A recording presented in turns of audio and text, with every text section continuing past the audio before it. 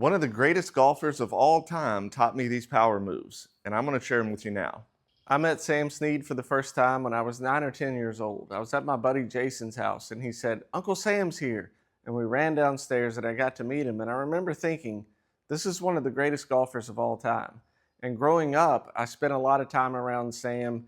He hit a lot of golf balls off the first tee. There was a little driving range at the Lower Cascades in Hot Springs, Virginia. And I would watch him hit golf balls. And I remember thinking just how smooth his swing was. But he also generated a ton of power. And he was generating that power based on the kinematic sequence, which nobody knew what that was then.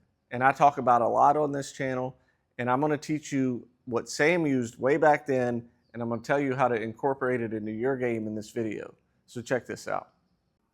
Let's take a look at Sam's swing. You can see just how smooth and on plane he is. And what I want to do is let this play through a couple times, and then I'm going to draw some lines on the screen so you can see some things that you can apply to your golf game to create more power and be more repeatable. So when Sam takes the club back, we'll just get it back to set up here, and I'm going to draw a line down the outside of his right leg. You can see as he turns back, he gets a big shoulder turn and a big hip turn, but his leg is not sliding outside. His weight as he turns back is bracing into the instep of his trail foot. This allows him to push back through as he gets back into the ball. He gets a good drive with his right leg. Had he gotten back and the leg gets outside of this line over here, it's going to be very tough for him to push back toward the ball. But by being braced on the instep, he's able to drive that right leg into the ball efficiently. Now, Sam, when he took the club back, let his left heel come up. You don't see that as much in the modern golf swing. That doesn't mean it's wrong. It's just a different swing than it was back then. And he gets a huge shoulder turn. The guys are still getting a very large shoulder turn now, probably not as, most of them not as much as Sam is. And that's because he's letting that left leg come back. Again, that's not something you see in modern golf like you did back then. But the bracing on the instep of the right foot, you definitely see. But then Sam's key as he transferred back to the ball was driving his left heel into the ground. Just because the left heel doesn't come up in the modern swing doesn't mean you can't drive back through. You're pushing from the forward foot using your thigh, and he rotates through until the left leg straightens. So he's not straightening the left leg. He's not snapping it back. It's a factor of him rotating through until the left leg straightens and he posts up on the left leg. When we look from down the line, let me just back this up, and I'm going to draw a line down his hips. You can see he loads into that right side, his hips stay back, and then he turns through and his left hip stays in the same position. This is no early extension, and he's rotating through into a good position where it's really, really repeatable. Now, if I back it up again and I draw a line on his spine angle, you can see that's pretty much going to stay the same throughout the golf shot until well after impact when he comes down a little bit. And I'm going to teach you now how to get in this position. This picture was taken of me and Sam at his house when I was 17 years old. A few months before that, I'd gotten tickets from Sam to go see the Masters for the first time.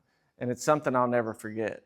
But we couldn't skip enough school to go down there and see him as an honorary starter on Thursday morning, which is something I would have really liked to see. But Sam played great golf for a really long time, and he was still able to generate a lot of power as he got older. And it's based on these principles that I'm going to teach you now. So now I want to help you implement some of these moves into your swing. So let's start with the backswing. When Sam turned back, remember he gets a big turn and his lower body turns with his upper body. He's turning his shoulders a lot more than he turns his hips. That's going to create torque. And he got a huge shoulder turn. I don't expect you to get that far back. And again, I'm not a huge proponent of lifting the left foot up. If it comes up some, that's fine. But the weight, the important thing is the weight has to stay on the instep of your trail foot. So rotating back, and if your legs move, they move because your shoulders move them. But your weight has to stay on the instep. You can't let it rock over here because then you end up sliding. So what I like to do is take a golf ball and put it on the inside of your foot. You've probably seen this drill where people will put it under the outside of their foot to keep it on the inside. But what I feel happens when you do that is you get used to the feel of that golf ball on the outside of your foot, and it actually makes you accentuate because you're looking for that feel of rocking into that. Instead, let's get it on the instep, and as you turn back, you're trying to keep the foot in contact with that golf ball. That's going to keep your leg from sliding on the way back and getting out of position. The second point is starting the downswing, the transition from backswing to downswing. And in that video where we showed you Sam's swing, I showed you that he started the downswing by driving his left heel into the ground.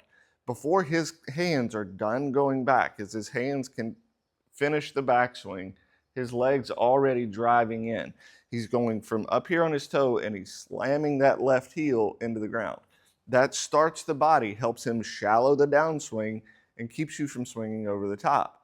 Not only that, your power comes from the ground up. You're starting to build the power by getting the lower body out of the way and coming into impact, letting the power transfer up the chain all the way to the club. Then from down the line, we saw there is no early extension. An early extension is when your hips come in too early and it makes your spine angle stand up and you get into a bad position. Instead, when you turn back, your right hip is going to stay against the position where it started, and then when you come through, it's also going to stay in that same position. That allows you to be more consistent as you move into the ball. And I'm going to give you a drill for that now. So what you can do is set up like 2 inches away from the ball, arms across your shoulders, and just work on turning back and letting your hip get into the wall. I don't want it coming up and away. Then while your shoulders stay back, your legs start to drive through and your weight's pushing from the forward foot to the heel. But I want you to get comfortable with this separating out, your lower body disassociating, and then turning back through. And again, the lead hip or the left hip, if you're a right-handed golfer, stays against the wall, pushes into it. That's going to help you get the feel for what we're looking for. Then when you hit one, it looks like this. I'm obviously no Sam Snead, but I'm trying to use the same keys, getting a big shoulder turn while not picking up the left foot. I'm trying to start the downswing from the ground up by driving my weight into the heel of the left foot and letting the arms react to what my body is doing.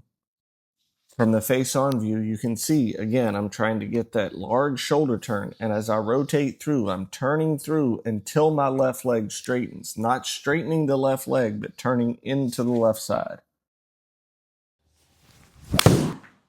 Hope that educates your game. I'll talk to you soon.